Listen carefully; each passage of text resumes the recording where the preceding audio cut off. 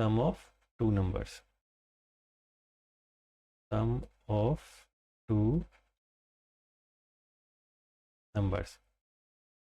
तो sum of two number का code करने के लिए सबसे पहले ये देखो कि जो हमारा सी का प्रोग्राम है उसका स्ट्रक्चर क्या है। जैसे सबसे पहले हम प्रोग्राम स्टार्ट करते हैं हैश इंक्लूड stdi.h।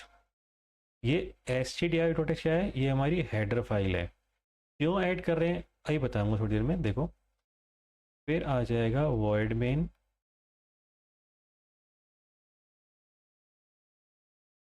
और यहाँ पे हमारे void main की एक कर्ली ब्रेस बंद हो जाएगी। ये जब void main curly brace open किया यहाँ पे बंद हो जाएगी। हमें जो भी कोड करना है इसी void main की कर्ली ब्रेस के बीच में करना है। जो भी हम कोड करेंगे इस void main की कर्ली ब्रेस के बीच में करेंगे।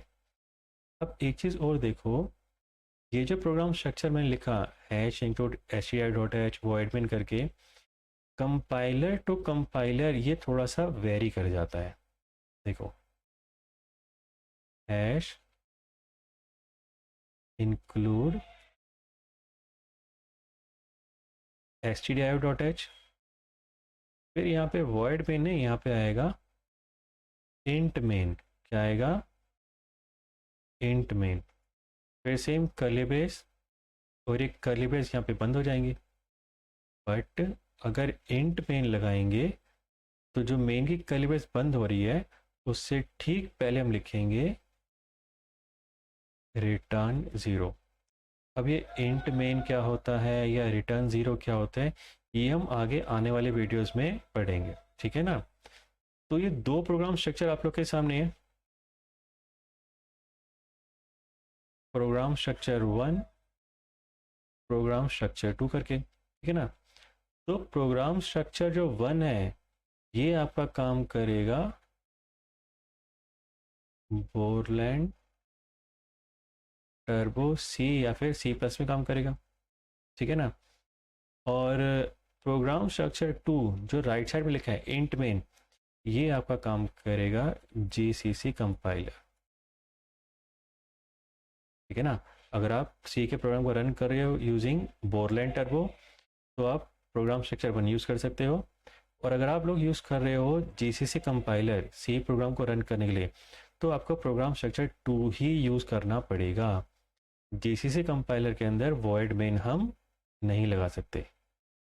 बट बोरलैंड कंपाइलर अगर आप यूज़ कर रहे हो, बोरलैंड टर्बो यूज़ कर रहे हो ना, तो आप ये इंट मेन वाला और फिर लास्ट में रिटर्न ज़ीरो करके यूज़ कर सकते हो। देखो ध्यान से, प्रोग्राम स्ट्रक्चर वन और टू दोनों ही वैलिड है किसके लिए, बोरलैंड टर्बो सी के लिए। बट अगर आप जीसीसी कंपाइलर यूज़ कर रहे हो तो आपको प्रोग्राम स्ट्रक्चर टू ही यूज़ करना पड़ेगा। जीसीसी कंपाइलर कहता है कि भैया वॉइड मेन अलाउड नहीं है। जीसीसी कंपाइलर सिर्फ और सिर्फ इंट मेन को ही सपोर्ट करेगा। क्लियर है यहाँ तक। तो ये तो था प्रोग्राम स्ट्रक्चर। आते हैं अपने प्रोग्राम की तरफ।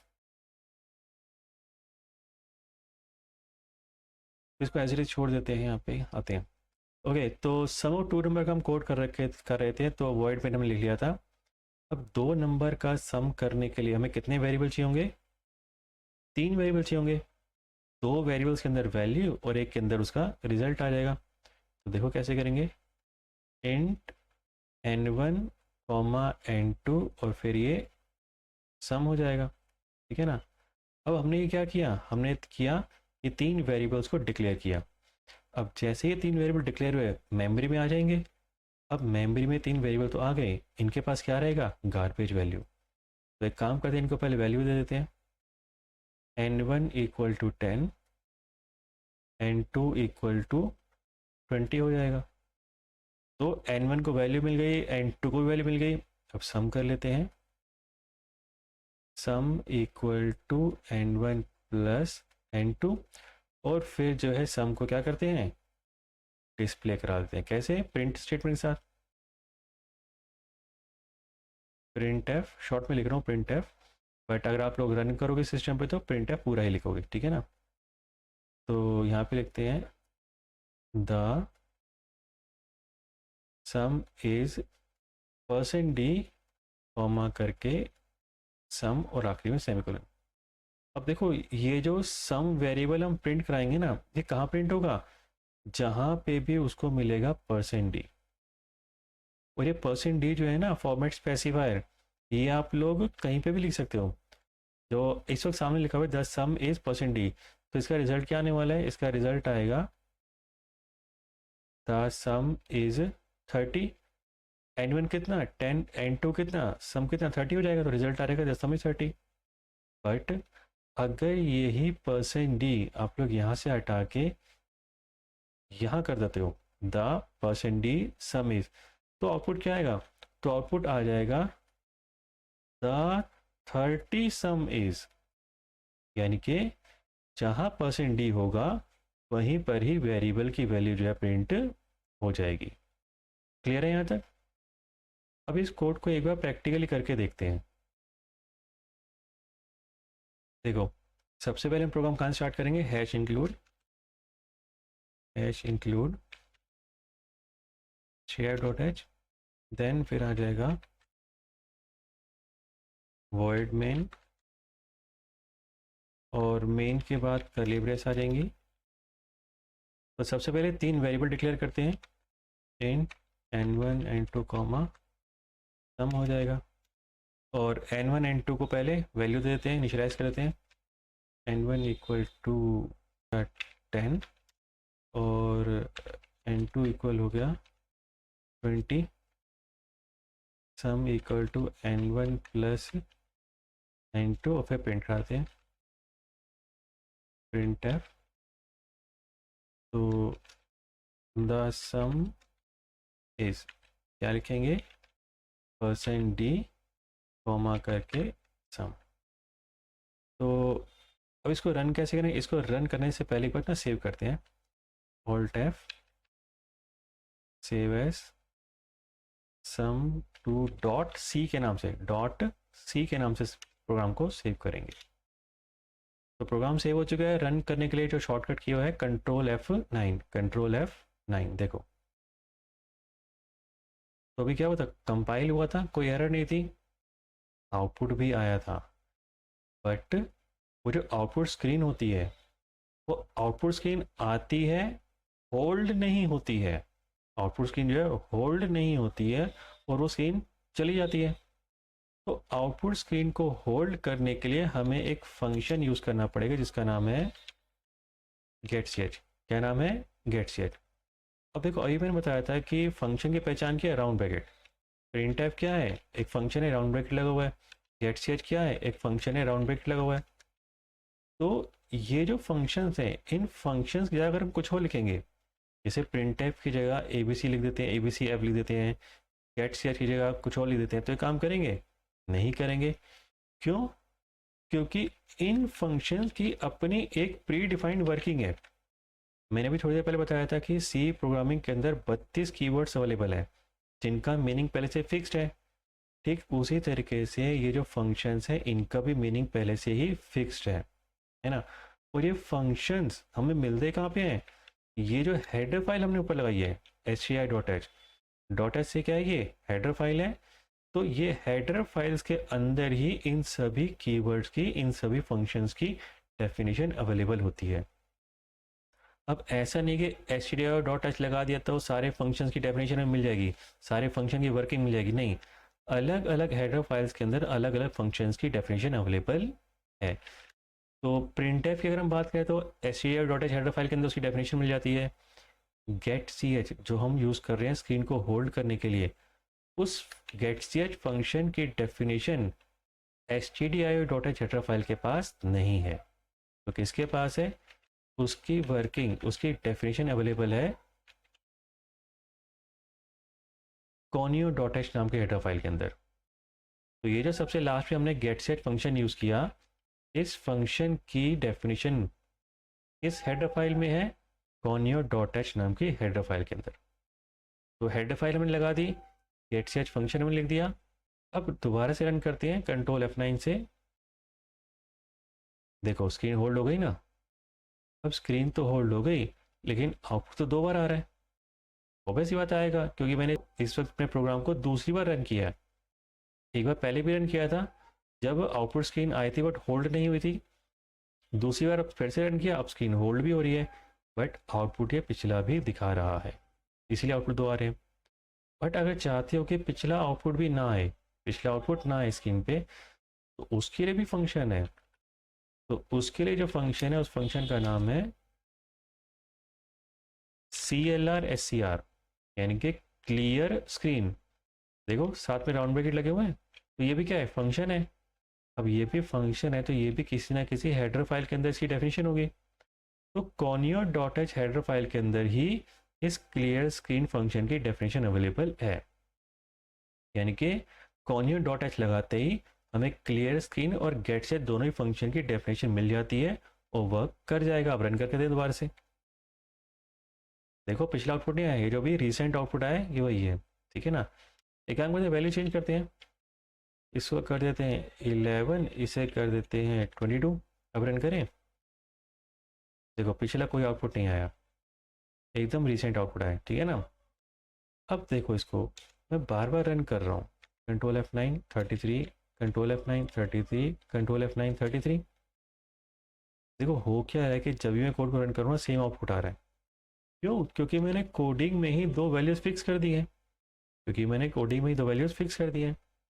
अब सपोज करो आप कैलकुलेटर यूज़ करो और कैलकुलेटर में ही 2 वैल्यूज़ पहले से फिक्स हो जाएंगी और हमेशा उसी का ही आउटपुट आएगा, उसी का ही रिजल्ट आएगा, एडिशन सब्ट्रैक्शन जो भी है। तो क्या वो कैलकुलेटर आपका किसी काम का है? किसी काम का नहीं है। वो कैलकुलेटर तभी काम का है जब वो आपकी दी हुई वैल्यूज़ पे कोई कैलकुलेशन करेगा। जैसे हमने अब वैल्यू फिक्स कर दिया है तो आंसर फिक्स हो रहा है।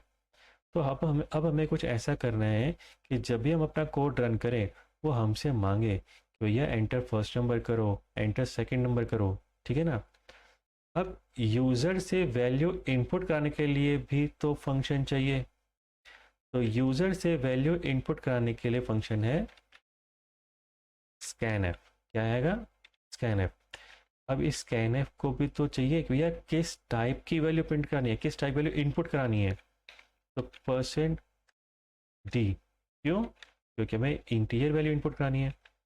अब वो इंटीजर वैल्यू तो स्कैन कर लेगा, देगा किसको? m%n1 को। n1 तो समझ में आ गया, वेरिएबल है, वो वैल्यू जो है स्कैन होके n1 के पास चली जाएगी। बट इस एंड का मतलब क्या है? ये एंड हमारा ऑपरेटर होता है जिसका नाम होता है एड्रेस ऑफ। क्या होता है? Address of. तो इस पूरी स्टेटमेंट का मतलब क्या बना? इस पूरी स्टेटमेंट का मतलब बना कि भैया वैल्यू जो है वो स्कैन हो जाएगी, ठीक है। इस तरह की वैल्यू %d यानी कि इंटीजर वैल्यू, और कहाँ चली जाएगी? m%n1 यानी कि एड्रेस ऑफ n1।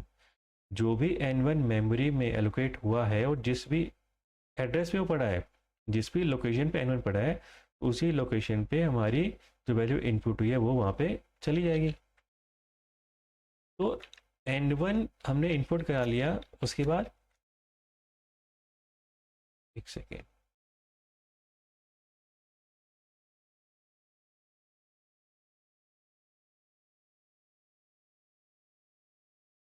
अब n2 इनपुट करा लेते हैं, ये हो गया n2। तो बस scan m%n1 scan m%n2, 2 values हमने इनपुट करा ली। अब रन करते हैं और देखते हैं क्या आउटपुट आता है इस वक्त। Control F9। अब देखो ये कर्सर ब्लिंक कर रहा है, ये कर्सर हमारा कहाँ पे ब्लिंक कर रहा है? स्कैन की पहली स्टेटमेंट कौन सी थी? n1 इनपुट कराने के लिए, यानी ये n1 इनपुट कराने के लिए वेट कर रहा है। तो इनपुट का दिया 23। अब कहाँ पे वेट कर रहा है ये? अब ये स्कैन की सेकंड स्टेटमेंट n2 पर वेट कर रहा है।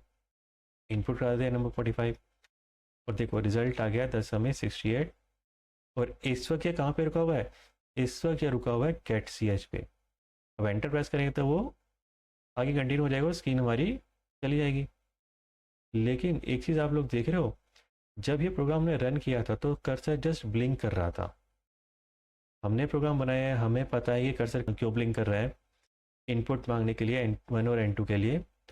अगर कोई अननोन पर्सन इस कोड को रन करे अगर कोई अननोन पर्सन इस कोड को रन करेगा तो उसे नहीं पता होगा कि ये कर्सर क्यों ब्लिंक कर रहा है, किस इनपुट की वेट कर रहा है। तो उसका सॉल्यूशन ये है कि हर एक स्कैन के स्टेटमेंट से पहले, हर एक स्कैन के स्टेटमेंट से पहले एक प्रिंट करा दो मैसेज, एंटर फर्स्ट नंबर। तो जैसे ही वो कर्सर ब्लिंक करेगा स्कैन पे इनपुट लेने के लिए, ठीक उससे पहले ये स्टेटमेंट तो एग्जीक्यूट हो चुकी होगी।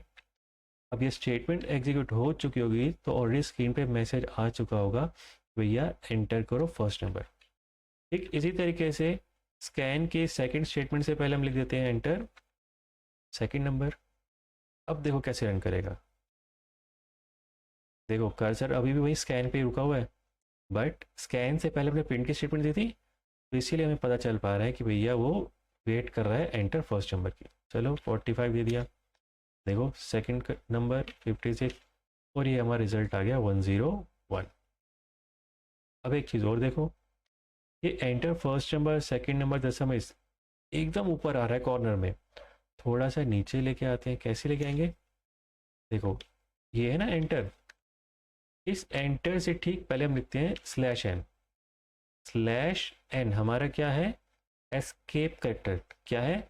Escape character. इस स्लैश एन एस्केप करेक्टर मतलब होता है न्यू लाइन, यानी कि वो एंटर फर्स्ट नंबर प्रिंट करने से पहले स्लैश एन मतलब वो न्यू लाइन में जंप कर जाएगा।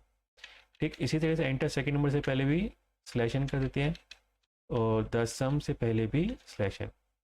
एक चीज़ ध्यान रखना है, जो स्लैश एन हम एस्केप करेक्टर दे रहे हैं ये डबल कोट्स के अंदर ही आएगा। देखो ऊपर से एक लाइन स्किप होके आ रही है, देखो एंटर फर्स्ट नंबर और सेकंड नंबर के बीच में स्पेस आ रहा है, लाइन आ रही है, देख रहे हो इस तरीके से। अब ठीक है लाइन तो हमने स्किप करा दी, थोड़ा सा इंडेंटेशन भी देते हैं, थोड़ा सेंटर की तरफ आ जाए, तो उसके लिए भी एस्केप करेक्टर है, उसके लिए भी एस्केप करेक्टर। देखो एंटर से ठीक पहले मैं लिख रहा हूँ स्लैश टी। अभी स्लैश टी का मतलब होता है टैब। क्या मतलब होता है? टैब। अगर आप लोग टाइपिंग किया होगा MS वर्ड पे या नोटपैड पे टाइपिंग कभी की होगी, तो उसमें हम मल्टीपल स्पेसेस देने के लिए क्या यूज़ करते हैं? टैब बटन का यूज़ करते हैं। कीबोर्ड होता है ना, तो टैब का क्या मतलब है? टैब का मतलब होता है 8 स्पेसेस, 1 2 3 4 5 6 7 8, ठीक है ना। अब देखो स्लैश टी मैं यहाँ पे देता हूँ 10 सम से पहले, तो एंटर फर्स्ट नंबर से पहले मैंने टैब दिया, और 10 सम इससे पहले मैंने टैब दिया, बट एंटर सेकंड नंबर से पहले मैंने क्या दिया? 8 स्पेस ही दिए थे, ठीक है ना। अब रन करके देखो इंडेंटेशन कैसे आता है, देखो थोड़ा सा लेफ्ट हैंड से आ रहे हैं ना, तो 34 दिया। देखो एंटर सेकंड नंबर एकदम पहला ला रहा है नीचे किसके? एंटर फर्स्ट नंबर पे। क्यों? क्योंकि स्लैश टी जो हमारा एस्केप वेक्टर होता है उसका मतलब होता है 8 स्पेसेस। या तो स्लैश टी लिख लो या फिर 8 स्पेसेस दे लो, आंसर आ गया हमारा। तो क्लियर हुआ ये code sum of two number का?